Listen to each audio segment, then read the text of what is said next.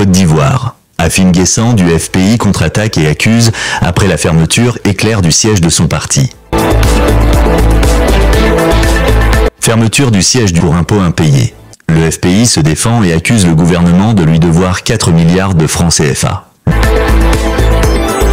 Le siège national du Front populaire ivoirien, FPI, à Cocody, a été fermé ce vendredi 30 mai 2025 par les services fiscaux pour défaut de paiement d'arriérés fiscaux, déclenchant une tempête politique. Alors que l'administration réclame 4 milliards, le parti d'opposition dénonce une manœuvre d'étouffement à 5 mois de l'élection présidentielle d'octobre 2025. Une opération éclair sous tension.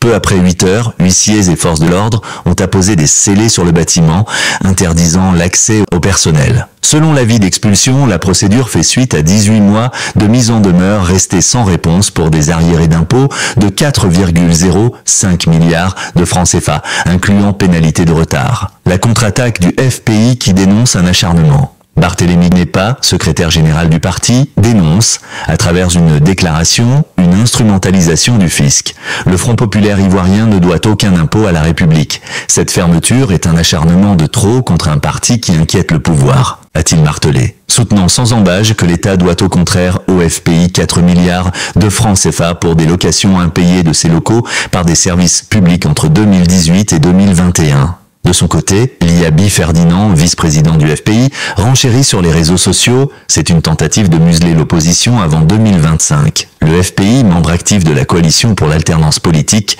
SAPCI, craint un verrouillage du processus électoral. Alors que le gouvernement affirme via le ministre de l'Intérieur que l'opposition n'a rien à craindre si elle respecte la loi, cette crise fiscale révèle une fracture plus profonde et présage d'une méfiance entre pouvoir et opposition.